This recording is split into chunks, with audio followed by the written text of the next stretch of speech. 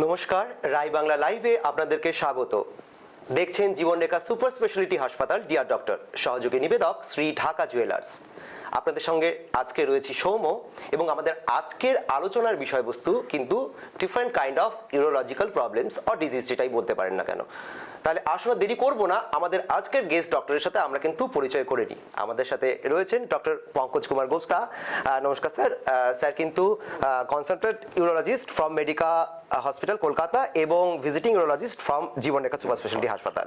অনেক অনেক ধন্যবাদ, অনেক অনেক স্বাগত আমাদের স্টুডিওয়ে এই বিশেষ আলোচনায় যোগদান করার জন্য এবং সময় বের করে আসার জন্য।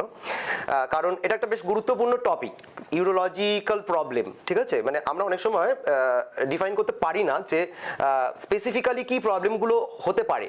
মানে ইউরোলজিক্যাল প্রবলেম অ্যাকচুয়ালি স্পেসিফিক্যালি অনেক সময় আমরা বুঝতে পারি না, অনেক জিনিস আর কি ছোটখাটো ব্যাপার আছে এগুলো বুঝতে পারি যে এগুলো ইউরোলজিক্যাল প্রবলেম হতে পারে।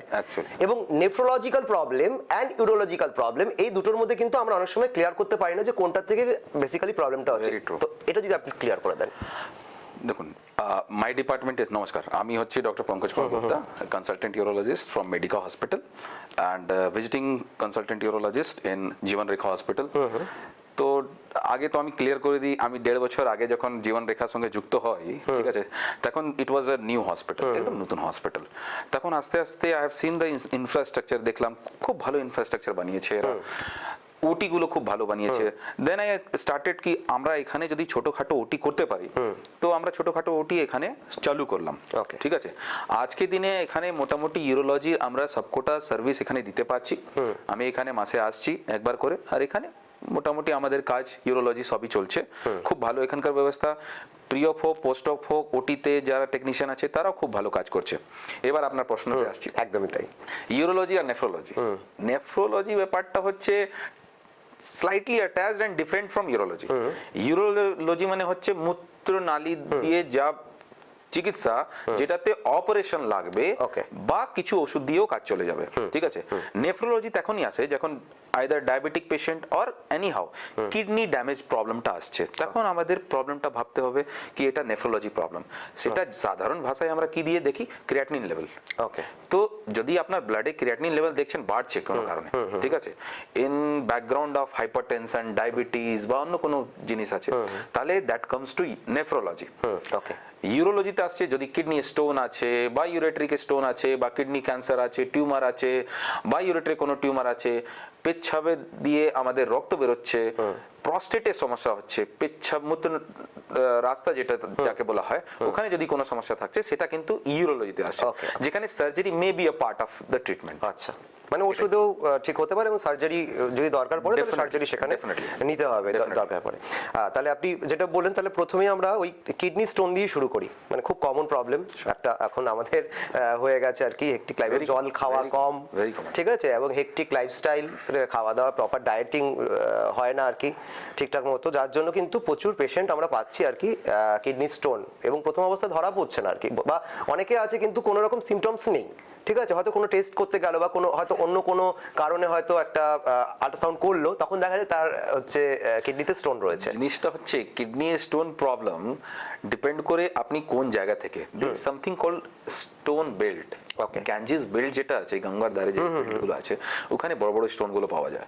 তো স্টোন হওয়ার শুধু একটা কারণ আমরা ভেবে নিয়েছি কি জল না খেলে স্টোন হচ্ছে, তার মানে অনেকজন আমার কাছে আসে, আমি 10 লিটার জল খাচ্ছি তাও আমার স্টোন হয়ে যাচ্ছে কেন? তো একটা কারণে কিন্তু স্টোন হচ্ছে না। ইট start with the metabolism inside your body. বডিতে যেরকম আমরা একই বাড়িতে সবাই থাকি, একই খাবার খাই, কিন্তু একজনের স্টোন হচ্ছে একজনের হচ্ছে না। আমাদের শরীরের মধ্যে একটা কিডনিতে হচ্ছে অন্য কিডনিতে হচ্ছে না। তো একটা জিনিসকে লেভেল করে দেওয়াকে এই খাবার আর এই জল জন্যই আমার স্টোন হচ্ছে, সেটা কিন্তু খুব বাজে। অনেকগুলো কারণ আছে, তার মধ্যে কয়েকটা প্রুভেন রিজন আছে। যেমন ফার্স্ট হচ্ছে জল তো ডেফিনেটলি আছে, অ্যাডিকুয়েট জল খেতে বলা হয়, এক্সেসিভ জল খাওয়াটা কিন্তু বারণ, স্পেশালি ওল্ড পেশেন্টদের, যাদের একটু বয়স বেশি হয়ে গেছে 60 প্লাস, তাদের হার্ট প্রবলেম থাকে, এক্সেস জল জন্য কিন্তু ওদের সমস্যা বাড়তে পারে। যাদের প্রস্টেট প্রবলেম আছে তারা যদি বেশি জল খায়, এমনিতেই পেচ্ছাবের সমস্যা, তাহলে আরো সমস্যা বাড়বে ওদের। ঠিক আছে, আচ্ছা, আপনি এক্ষুনি বললেন যে মেটাবলিক ডিসঅর্ডার বা মেটাবলিক প্রবলেম যদি থেকে থাকে তাহলে কিন্তু তার এই সমস্যা হতে পারে। Most common is diabetes, diabetic, thyroid problem থাকলে পরে তাদের ক্ষেত্রে কি সেরকম হতে পারে?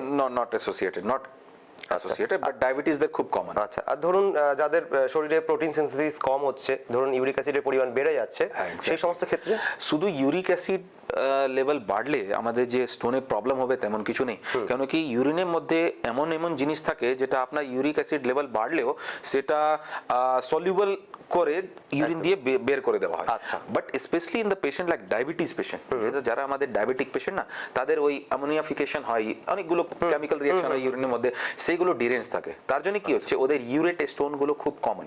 আচ্ছা, ইউরেট স্টোন, ইউরিক অ্যাসিড দিয়ে যে ফর্মেশনটা হচ্ছে, অ্যান্ড পুরো স্টোন ফর্মেশন হচ্ছে একটা কমপ্লেক্স জিনিস, ঠিক আছে? মানে স্টোন নিউক্লিয়েশন থেকে শুরু করে কি করে বড় হয়, তারপরে কি করে ট্রিটমেন্ট হয়। এবার প্রেজেন্টেশন নিয়ে কথা হচ্ছিল, প্রেজেন্টেশন হচ্ছে গ্রামের লোক অন্যভাবে প্রেজেন্ট করছে, শহরের লোক অন্যভাবে প্রেজেন্ট করছে, যাদের মেডিক্লেম হয়ে আছে তারা অন্যভাবে প্রেজেন্ট করছে, যারা একদমই মানে রিমোট এরিয়াতে আছে, কোনো ফ্যাসিলিটি নেই, তারা অন্যভাবে প্রেজেন্ট করছে। মানে শহরে আমরা পাচ্ছি ছোট ছোট স্টোন, ঠিক আছে, আর্লি প্রেজেন্টেশন, তাহলে আমরা খুব ভালোভাবে চিকিৎসা করতে পারছি। আর এখন তো ইন্ডোস্কোপিক ট্রিটমেন্ট, ঠিক আছে। আর যারা রিমোট এরিয়া, কোনো ফ্যাসিলিটিস নেই, ওখানে দেখছি বড় বড় স্টোন, কিডনি প্রায় নষ্ট হয়ে গেছে, আর বাঁচানোর মতো কিছু নেই, তখন আমাদের ওটা আরো, কারণ ওই ব্যথাটা নিয়ে হয়তো তিনি দীর্ঘদিন ধরে সহ্য করে আছেন, তিনি হয়তো ভাবছেনই না। আমাদের তো সোসাইটিতে আছে উই টলারেট টু মাচ, ঠিক আছে, আমাদের যতক্ষণ না টলারেট করে, স্পেশালি ফিমেল যদি থাকে, ঠিক আছে, আমার বাড়িতে যদি না বলে যদি কাজ চালানো যায় তাহলে খুব ভালো। তাহলে এরা কি হচ্ছে, একটু ব্যথা হলো, পাশে দোকানে গেলাম, একটু ওষুধ খেয়ে নিলাম, তাতে আমাদের যদি কাজ চলে যায়। এই করে করে 5 বছর পরে যখন আসে তখন দেখা যায় ক্রিয়েটিনিন লেভেল বাড়তে চালু করেছে। আমি কি বললাম, এখন ইউরোলজি পেশেন্ট ছিল, 5 বছর পরে কিন্তু নেফ্রোলজি প্লাস ইউরোলজি পেশেন্ট হয়ে যাবে, ঠিক আছে, তখন করার খুব স্কোপ কম থাকে। একদম তাই। তো আমরা আপনি মোটামুটি বললেন ব্যাপারটা যে কিডনি স্টোন কিভাবে হতে পারে বা কি কি ক্ষেত্রে হতে পারে। এবার আপনি যদি একটু ট্রিটমেন্টের ব্যাপারটা যদি আসেন, মানে কি কিভাবে ট্রিটমেন্ট করা যেতে পারে, কোন কোন ক্ষেত্রে কোন ট্রিটমেন্টটা দরকার? আচ্ছা, ট্রিটমেন্টের ব্যাপার বলি। এবার ট্রিটমেন্ট তো স্টার্ট হচ্ছে পেশেন্ট প্রেজেন্টেশন কিভাবে হবে। অনেক সময় হয় কি, আমরা মেডিকেল চেকআপ জন্য এসেছিলাম, আমার একটা ছোট্ট স্টোন কিডনিতে পাওয়া গেছে। তো এবার আছে কোথায় পাওয়া গেছে স্টোন, কিডনিতে, ইউরেটারতে, ব্লাডারে, নাকি অন্য কোনো জায়গায়। আচ্ছা, কিডনিতে যদি স্টোন আমরা প্রথমে ধরি, তাহলে কিডনিতে সাইজ কত স্টোনের সেটা জানতে হবে। যদি খুব ছোট ছোট স্টোন, কোনো অবস্ট্রাকশন করছে না, ঠিক আছে, that can be managed medically. আমরা কিছু মেডিসিন দিয়ে ওটা ট্রিটমেন্ট করতে পারি। ডিসলভ হয়ে যায় বা ডিসলভ তো স্টোন হয় না প্রায়, ঠিক আছে, স্টোন গুলো অতই ছোট থাকে কি ওটা বেরিয়ে যায়। ইন লেমন টার্ম আমরা বলি ওটাকে কি গলে গেছে, কিন্তু অ্যাকচুয়ালি গলে না, বেরিয়ে যায়। এবার হচ্ছে ইউরেটারি স্টোনটা। ইউরেটারি স্টোনটা একইভাবে, যদি খুব ছোট স্টোন থাকে, পেশেন্টের কোনো সিমটম হচ্ছে না, কোনো ব্যথা ব্যথা নেই, তাহলে ওটার চিকিৎসা আমরা ওষুধ দ্বারে করতে পারি। কিন্তু যদি দেখি আমরা কি না খুব ব্যথা হচ্ছে, মোস্টলি আমাদের যে মেডিকাতে প্রেজেন্ট করে বা এখানে জীবন রেখাতে প্রেজেন্ট করে, আমরা দেখেছি একিউট পেন নিয়ে, খুব সিভিয়ার পেন হচ্ছে, ভমিটিং হচ্ছে, that is typical of kidney pain. ওখানে কিন্তু এমার্জেন্সি ট্রিটমেন্ট আমাদের দিতে হয়। এমার্জেন্সি ট্রিটমেন্টে পেন রিলিফ করতে হবে, অ্যান্টিবায়োটিক দিতে হবে। তারপরে পেশেন্ট যখন স্টেবল হয়, তখন কতটা কিডনিতে প্রেসার দিচ্ছে সেই স্টোনটা জেনে আমাদের মেডিকেল ম্যানেজমেন্ট আর সার্জিক্যাল ম্যানেজমেন্ট দুটোর মধ্যে একটা চুজ করতে হয়। আর যদি সার্জিক্যাল ম্যানেজমেন্ট করতে হয়, তাহলে endoscopic therapy is the treatment of choice. Nowadays we have laser দিয়ে আমরা ট্রিটমেন্ট করে দিই। ইন্ডোস্কোপি কোথাও কোনো কাটা বা ফুটো হচ্ছে না, ভিতরে ভিতরে কাজটা করা যাচ্ছে। স্যার, একটা গুরুত্বপূর্ণ প্রশ্ন রাখবো, সেটা হচ্ছে যে অনেকেই ধরুন অপারেটিভ সিস্টেমে যেতে ভয় পায় আর কি, হ্যাঁ, বিশেষ করে কিডনি সংক্রান্ত ব্যাপার নিয়ে অনেকেরই একটা ভীতি থাকে যে অপারেশন। আপনি তো বলেই দিলেন, পরিষ্কার করে বুঝিয়ে দিলেন যে সেরকম কোনো ব্যাপারই নেই, পুরোপুরি একদম ল্যাপ্রোস্কোপিক সার্জারি হচ্ছে, এন্ডোস্কোপিক সার্জারি হচ্ছে, তো সেটা নিয়ে চিন্তার কোনো কারণ নেই। এবার যেটা আরেকটা জিজ্ঞাসা, ধরুন যে স্টোনটা হয়তো ধরুন হচ্ছে কারোর হয়েছে, ওষুধের মাধ্যমে আপনারা ট্রিটমেন্ট করলেন, ঠিক হলো, তারপর আবার কি তার ফিরে আসার সম্ভাবনা সেটা থাকে? সম্ভাবনা আছে। প্রথম হচ্ছে prevention is better then cure, ঠিক আছে। যদি একবারে যদি ডায়েট কন্ট্রোল না করতে পারে মানুষ, ঠিক আছে, নিজের লাইফস্টাইলটা চেঞ্জ না করতে পারে, ইট হ্যাজ বিন সেড কি 10 বছরে স্টোন হওয়ার সম্ভাবনা 100% অবধি হতে পারে। আচ্ছা, মানে 10 বছরে ফিরে আসবে আবার স্টোন নিয়ে। সেজন্য খাওয়া দাওয়া একটু নর্মাল রাখতে হবে। তার মধ্যে 3টে জিনিস খেয়াল রাখতে হবে। নন ভেজটাকে একটু অ্যাভয়েড করতে হবে, মানে প্রোটিন জাতীয়। কেন প্রোটিন বলছি, কেন কি প্রোটিনের এন্ড প্রোডাক্ট হচ্ছে ইউরিক অ্যাসিড। ইউরিক অ্যাসিড বেশি হলে স্টোনের ফরমেশনের একটা পার্ট হচ্ছে ইউরিক অ্যাসিড। সেকেন্ড হচ্ছে সল্ট। কাঁচা লবণ কিন্তু একদমই বারণ। কাঁচা লবণ যদি খেতে হয়, তাহলে যাদের সবারই না, যাদের স্টোন হয় তাদের কিন্তু কাঁচা লবণ একদমই বারণ। কাঁচা লবণ খেলে কিন্তু বারে বারে স্টোন হবেই। আর থার্ড নম্বর হচ্ছে, বলেছিলাম আগেও, জলটা একটু অ্যাডিকুয়েট অ্যামাউন্ট খেতে হবে, নট এক্সেসিভ। সেটা আমরা পেছাবে রংটা দেখে বুঝতে পারবো। যদি পরিষ্কার আছে তার মানে অ্যাডিকুয়েট জল খাওয়া হচ্ছে, আর যদি হলুদ ভাবটা চলে আসছে, গাঢ়া কালার যাকে বলা হয়, তাহলে আমাদের একটু জল খাওয়া উচিত। একদমই স্যার, আপনি ঠিকই বললেন এবং ব্যাপারটা পরিষ্কারভাবে বুঝিয়ে দিলেন যে একবার যদি আমরা ট্রিটমেন্টের মধ্যে যাই অবশ্যই সেটা কিউরেবল, সেটা মেডিসিনের মাধ্যমে হতে পারে অথবা অপারেটিভ সিস্টেমের মাধ্যমে হতে পারে, এবং তারপরে যদি আপনাদের দেওয়া গাইডলাইন মেনে চলা যায় তাহলে কিন্তু আর ভবিষ্যতে অতটা সম্ভাবনা থাকছে না। একটা অবশ্যই আমাকে ডায়েট মেনটেন করে মেডিকেশনের মধ্যে মোটামুটি চলতে হবে এবং যদি প্রবলেম হয় তাহলে অবশ্যই আবার সাহায্য নিতে হবে। কিন্তু এবার একটু চলে আসি যেটা খুব কমন প্রবলেম এখন দেখা যাচ্ছে বিশেষ করে মেল পেশেন্টদের জন্য, এবং অ্যাবাভ 60 নয়, এখন বলবো যে 50 অ্যাবাভ 50 এজে পেশেন্টদের মধ্যে প্রস্টেটের প্রবলেম কিন্তু একটা বিশাল বড় প্রবলেম হয়ে দাঁড়িয়েছে। এবং প্রস্টেটের প্রবলেমের ক্ষেত্রে বিভিন্ন ধরনের টার্ম, সেই টার্মগুলো তো আমি বলতে পারবো না, কারণ অ্যাকচুয়ালি আমি আমাদের যে দর্শক তাদের প্রতিনিধি। এবার সেই বিষয়টাকে আপনাকেই পরিষ্কার করতে হবে যে প্রস্টেট সংক্রান্ত কি কি সমস্যা, মানে কি দিয়ে শুরু হয় এবং এক্সেসিভলি কতটা সেটা গুরুত্বপূর্ণ হয়ে উঠতে পারে প্রস্টেটের প্রবলেম। অ্যাকচুয়ালি এখন কি হচ্ছে না, আমরা সবাই যাচ্ছি আল্ট্রাসাউন্ড করাতে। তো আল্ট্রাসাউন্ডে একটা পার্ট হচ্ছে আমাদের প্রস্টেট সাইজটা লেখা থাকে। এবার ওখানে প্রস্টেটোমেগালি টার্মটা ইউজ করা হয় and that has been written in bold. সেটা আমাদের মাথায় ঢুকে যায় যে আমার প্রস্টেট বেড়ে গেছে, প্রস্টেট বেড়ে গেছে, প্রস্টেট বেড়ে গেছে, চিকিৎসা চাই, চিকিৎসা চাই। এই জিনিসটা করা ঠিক নয়। শুধু আল্ট্রাসাউন্ডে প্রস্টেট বড় তার মানে চিকিৎসা করতে হবে তেমন কিছু নেই। ওটা কতটা বাধা দিচ্ছে পেচ্ছাবে সেটা দেখার জন্য আমাদের ইউরোফ্লোমেট্রি বলে একটা জিনিস হয়। ওকে, ইউরোফ্লোমেট্রি দেখে নিয়ে তারপরে চিকিৎসা মেডিকেল হবে নাকি সার্জিক্যাল হবে আবার ডিসাইড করতে হবে। আচ্ছা আচ্ছা, ঠিক আছে। যদি দেখি এখন তো মানে patient 80% of patient can be treated with medicine only. আগে যেমন প্রস্টেটের সমস্যা মানে সবার অপারেশন করে দিতে হবে, কিন্তু এখন হচ্ছে আমাদের most of the patient get treated with medicine. কিন্তু কয়েকটা জিনিস আছে যেখানে medicine has got no role. প্রথম হচ্ছে যদি আপনার কিডনিতে বাধা করে কিডনি ড্যামেজ করতে শুরু করেছে প্রস্টেট, তখন আপনার prostate surgery is must. Second হচ্ছে যদি বারে বারে রিকারেন্ট ইনফেকশন হচ্ছে তাহলে করতে হবে। যদি বারে বারে আপনার ব্লিডিং হচ্ছে পেচ্ছাব রাস্তা দিয়ে তখন করতে হবে। বা সেকেন্ডারি চেঞ্জেস, আপনি দেখছেন পেচ্ছাব থলিটা নষ্ট হয়ে যাচ্ছে, ব্লাডার স্টোন ফর্মেশন হচ্ছে, ব্লাডারটা কন্ট্যুরটা পুরো চেঞ্জ হয়ে গেছে, তখন আপনাকে করতে হবে। এই জিনিসগুলো খেয়াল রাখতে হবে। আচ্ছা, প্রস্টেটের প্রাইমারি সমস্যা আপনি একটু আগে বললেন যেটা যে ওই যখন আমরা আল্ট্রাসাউন্ড করছি তাদের লেখা থাকছে, সেক্ষেত্রে অনেকে কনসিয়াস মানে ওভার কনসিয়াস হয়ে যাবে, সেটা না। এবার আমি বলবো যে কখন আমি লক্ষণটা বুঝবো যে স্পেসিফিক্যালি প্রস্টেটের প্রবলেম শুরু হচ্ছে বা হবে। তো প্রস্টেটিক এজ মানে অ্যারাউন্ড 50s একজন মানুষের হঠাৎ করে মনে হলো কি কি সিম্পটমস আসতে পারে? ওটাই বলছি, মানে লোয়ার ইউনিট ট্র্যাক্ট সিম্পটম বলা হয়। মোস্ট কমনলি যেটা প্রেজেন্ট করে সেটা হচ্ছে নকচুরিয়া। নকচুরিয়া মানে রাত্রে বেলা হচ্ছে বারে বারে ঘন ঘন পেচ্ছাব যাওয়া। আচ্ছা, দিনে বেলাও ঘন ঘন পেচ্ছাব, পেচ্ছাব না ধরে রাখার একটা টেন্ডেন্সি, আমি ধরে রাখতে পারছি না, পেচ্ছাব প্যান্টে হয়ে যাচ্ছে, করার পরে আমার একটু পড়ে যাচ্ছে, প্যান্টটা নষ্ট হয়ে যাচ্ছে, সেই সমস্যাগুলো কমপ্লিটলি মানে শেষ হচ্ছে না। হ্যাঁ, কমপ্লিট বেরোচ্ছে না, আমার মনে হচ্ছে কিছু থেকে যাচ্ছে পার্টটা। এইগুলো হচ্ছে মোস্ট কমন সিম্পটম।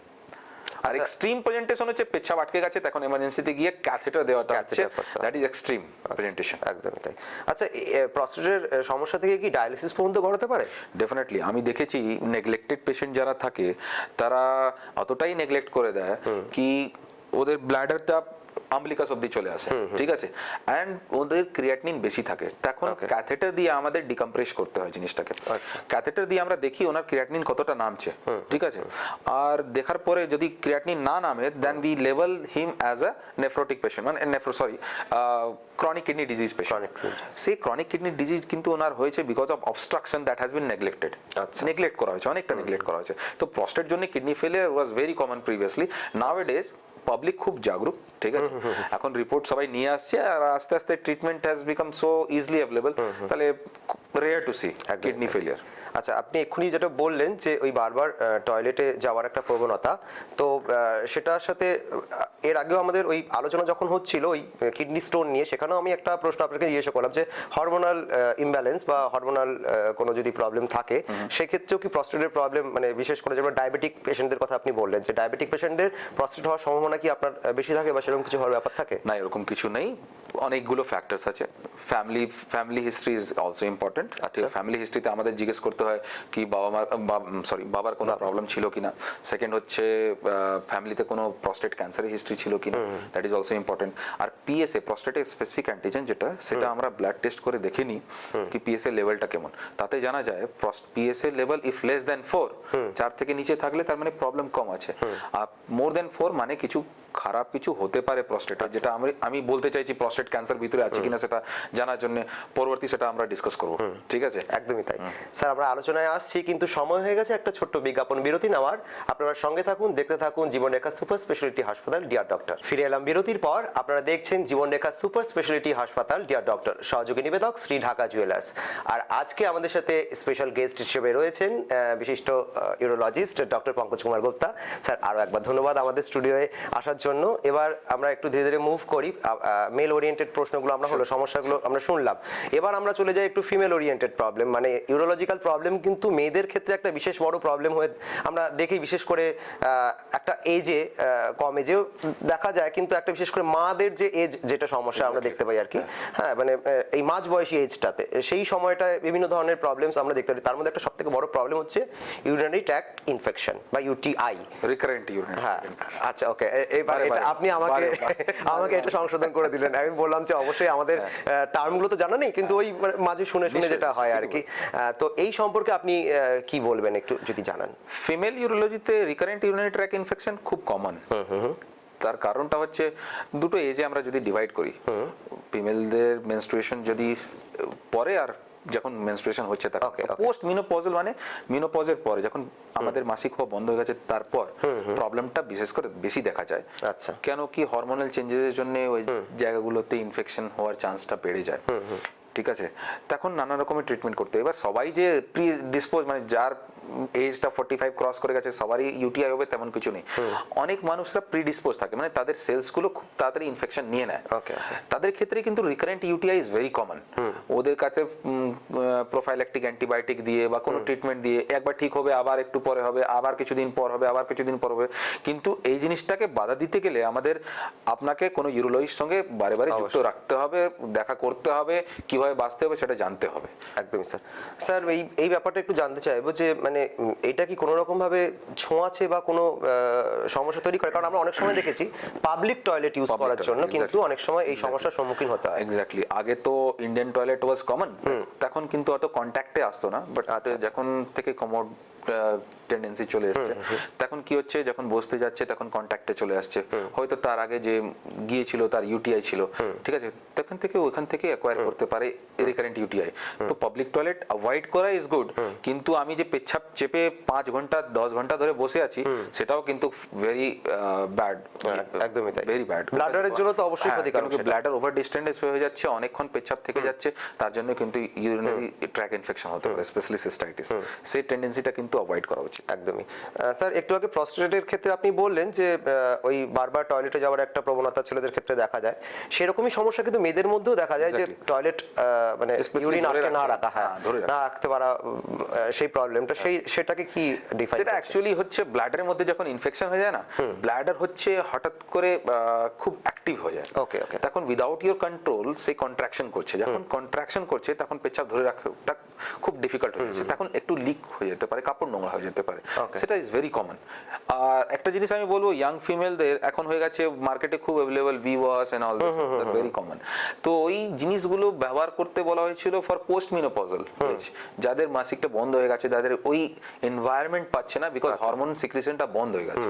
বাট এখন অতটাই মার্কেটিং বেসড হয়ে গেছে সবকিছু, এভরিবডি ইজ ক্যারিং আ ভিওয়াস, ঠিক আছে? তো chemical use should be avoided as much as possible, especially Savlon, Dettol, ভিওয়াস, ঠিক আছে, until otherwise recommended by doctor it should not be used. একদমই তাই, মানে অ্যান্টিসেপটিক করে আমাদের একটা প্রবণতা রয়েছে যে অ্যান্টিসেপটিক লোশন কিছু একটা লাগিয়ে দিলাম আর কি। না, অ্যান্টিসেপটিক ইউজ করলে কি হচ্ছে, কেমিক্যাল বার্ন করছে ওটা পেছাব রাস্তায়, ওই কেমিক্যাল বার্ন থেকে ইনফ্লামেশন হচ্ছে, ইনফ্লামেশন থেকে ইনফেকশন হয়ে যাচ্ছে, আর বারে বারে ইনফেকশন হয়ে কি হয়ে যাচ্ছে, রাস্তাটা ন্যারো হয়ে যাচ্ছে, পেছাবের রাস্তাটা, তার জন্য অবস্ট্রাকশন হয়ে আবার কমপ্লিকেটেড ইউটিআই হচ্ছে। একদমই তাই, নির্দিষ্ট কিছু অবশ্যই অ্যান্টিবায়োটিক থাকবে, অ্যান্টিবায়োটিক অয়েন্টমেন্ট থাকবে, কিছু থাকবে, সেগুলোকে ঠিক করার জন্য তো আমাদের that proper evaluation is required. আপনাকে একটা urologist go to the urologist, definitely, একদমই তাই। স্যার সুন্দরভাবে আপনি ব্যাখ্যা করলেন বিষয়টা। এবার একটু আসি যেটা আলোচনা, যেহেতু ব্লাডার সংক্রান্ত আলোচনা হচ্ছিল, মানে ইউরিনারি ব্লাডারের যে প্রবলেমগুলো অনেক সময় দেখা যায়, সেটা ক্যান্সার পর্যন্ত করাতে পারে অনেক সময় আমরা দেখেছি। তো কি কি ক্ষেত্রে আমাদেরকে সেই সাবধানতাগুলো অবলম্বন করতে হয়, বা কোন কোন ক্ষেত্রে আমরা দেখতে পাবো যে মানে যেগুলো অ্যাভয়েড করে গেলে পরে আমার সেই পর্যায়ে পৌঁছে যেতে পারি? রিগার্ডিং ইউটিআই হতে পারে বা আদার্স যদি কোনো থাকে আর কি, মানে ছেলেদের ক্ষেত্রে বা মেয়েদের ক্ষেত্রে উভয়ের ক্ষেত্রেই ব্লাডার জনিত যদি কোনো সমস্যা তৈরি হয়, ইউরিনারি ব্লাডার আর কি। ব্ল্যাডার জন্য প্রাইমারি সমস্যা অ্যাকচুয়ালি রেডি হয় না। ছেলেদের ক্ষেত্রে মোস্ট লাইকলি স্টোন বা প্রস্টেটের সমস্যার জন্যই ব্ল্যাডার ইনফেকশন হয় আর ব্লিডিংও হতে পারে। আচ্ছা আচ্ছা, ঠিক আছে। আর ফিমেলদের ক্ষেত্রে রিকারেন্ট ইউটিআই, বারে বারে পেচ্ছাব রাস্তায় ইনফেকশন জন্য হতে পারে। আচ্ছা, এই যে ব্লিডিং শব্দটা আপনি ইউজ করলেন, হিমাচুরিয়া, হ্যাঁ। এই শব্দটার সাথে কিন্তু আমি কিছুটা হলেও পরিচিত, আমাদের অনেক দর্শক বন্ধুরা হয়তো অনেকেই পরিচিত, যেটা ইউরিনে ব্লাড আসা, কারণ এটা খুব কমন প্রবলেম হয়ে যায় অনেক সময়, তো তখন হয়তো ডাক্তারের সাথে কনসাল্ট করার জন্য এই নামটার সাথে আমরা পরিচিত হয়েই যাই।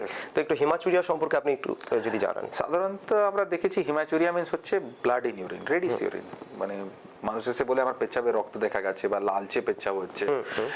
এবার সেটা মেল না ফিমেল পেশেন্ট সেটা উপরে ডিপেন্ড করে। তো haematuria can come from kidney থেকে চালু করে নিচে থেকেও আসতে পারে। আচ্ছা, হিমাচুরিয়াটা কোন জায়গাটা হচ্ছে পেচ্ছাবে, পেচ্ছাবে স্টার্টিং এ হচ্ছে, পুরো পেচ্ছাবটা হচ্ছে নাকি শেষের দিকে হচ্ছে, পেচ্ছাবে যখন রক্ত বেরোচ্ছে পুরো পেচ্ছাবটা লাল নাকি সঙ্গে শুধু ক্লট বেরোচ্ছে, সেই জিনিসগুলো কিন্তু খুব ইম্পর্টেন্ট। কিডনি স্টোন জন্য হতে পারে, কিডনি টিউমার জন্য হতে পারে, যাকে আমরা ক্যান্সার বলি, ঠিক আছে। এবার ইউরেট্রিক টিউমার জন্য হতে পারে, ইউরেট্রিক স্টোন জন্য হতে পারে, প্রস্টেটে প্রবলেম, প্রস্টেট ক্যান্সার জন্য হতে পারে। আর আমাদের যেটা মোস্ট কমনলি সেটা হচ্ছে ব্লাডার ক্যান্সার, ব্লাডার ক্যান্সার জন্যও কিন্তু হতে পারে in case of male and female both. সেটাই আমি জানতে চাইছিলাম আপনার কাছে। এক্স্যাক্টলি। তো এবার আমাদের প্রায় শেষের দিকে আমরা স্যার পৌঁছে গেছি। এবার আমাদের কিন্তু আর কিছু আলোচনা রয়েছে অবশ্যই, সেটা হচ্ছে যদি এবার আপনি কিছু আমাদেরকে জানান যে কোন কোন বিষয়গুলোর দিকে আমাদেরকে গুরুত্ব দিতে হবে। আমরা অবশ্যই আমাদের দর্শক বন্ধুদের যে প্রশ্নগুলো রয়েছে সেই প্রশ্নগুলো আমরা নিয়ে নেব, হোয়াটসঅ্যাপের মাধ্যমে আমরা প্রশ্ন পেয়েছি, কিন্তু আপনি একটু যদি জানান যে কোন কোন বিষয় আমাদেরকে বিশেষভাবে গুরুত্ব দিতে হবে বা আমাদের প্রিকশনস প্রথম থেকেই নিয়ে রাখতে হবে, তাহলে অ্যাভয়েড করতে পারবো। তাহলে ইউরোলজির টার্গেটটাই হচ্ছে all treatment target two kidney function. আমরা যাই করছি না কেন কিডনি ফাংশনটাকে প্রিজার্ভ করার জন্য।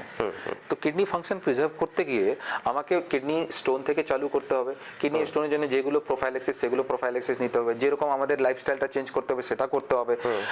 আমাদের ইয়ারলি একটা হেলথ চেকআপ করে নিতে হবে।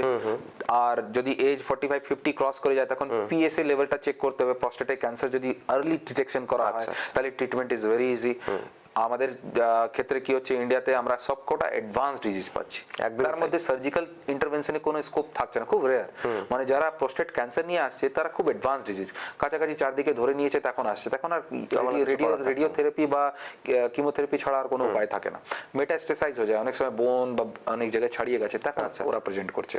তো জিনিসটাই এটাই, আমাদের prevention is better then cure.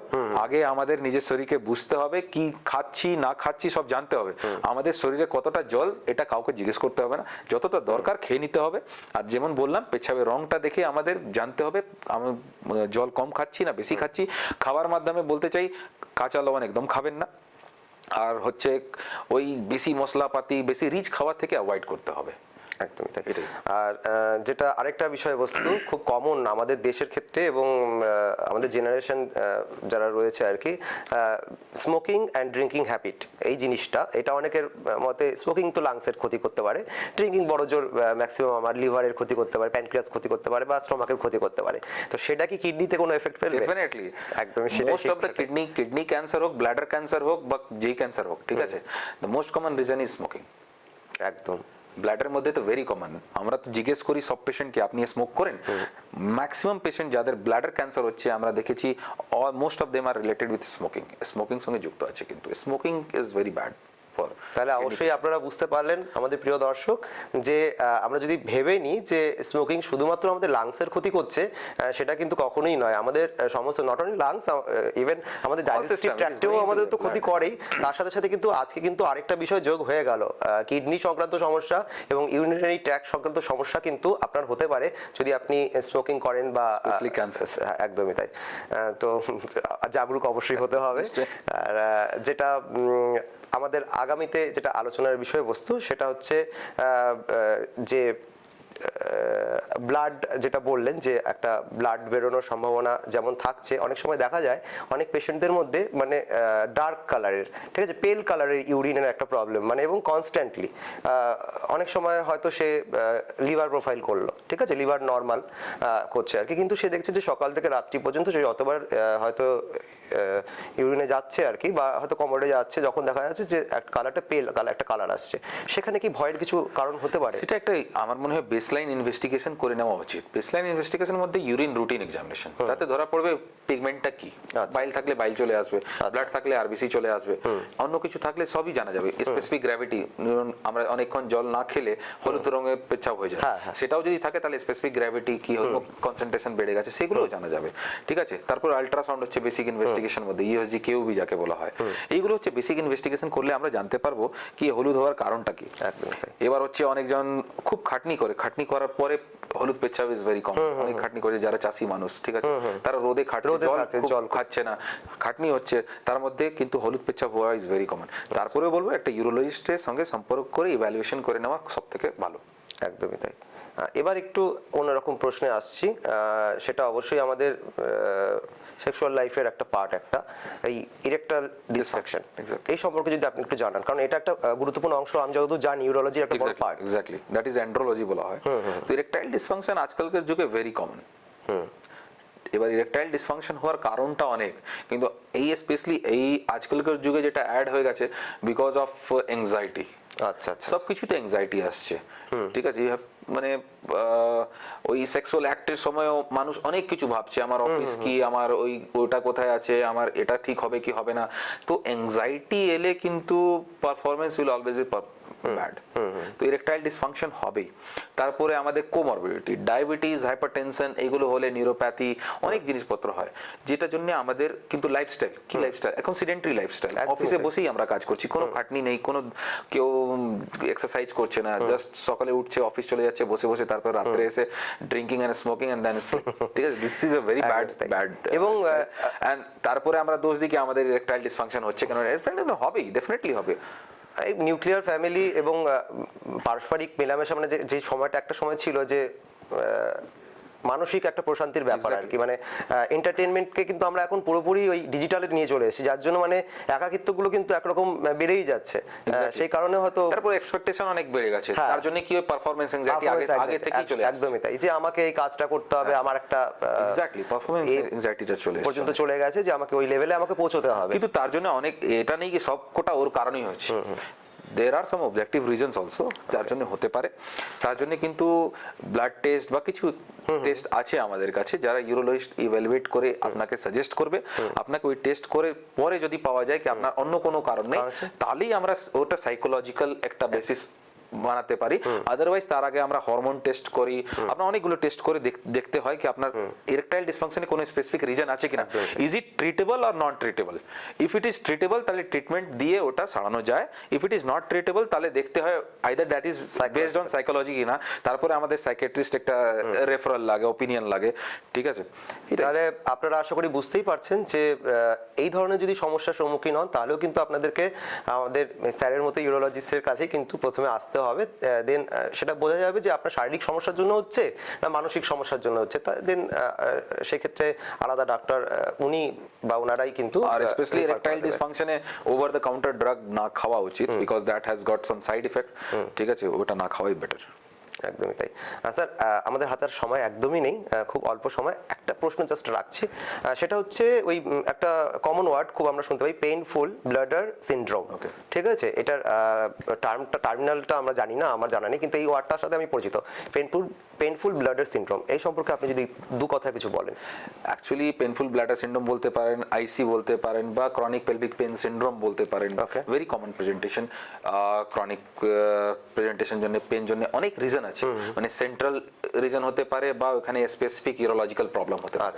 তো ওটার জন্য কিন্তু evaluation is must. You have to rule out কি ওটা ইউরোলজিক্যাল সময় স্পেসিফিক কারণে হচ্ছে কিনা, যদি হচ্ছে দ্যাট ইজ ট্রিটেবল, তাহলে ওটা আমরা ট্রিটমেন্ট করব, আর যদি না হতে থাকে তাহলে উই লেভেল it as IC or CPPS, chronic pelvic pain syndrome, তারও চিকিৎসা আছে, ওষুধ দ্বারা চিকিৎসা করা যায়। ঠিক আছে, দ্যাট ইজ ডেফিনেটলি পসিবল।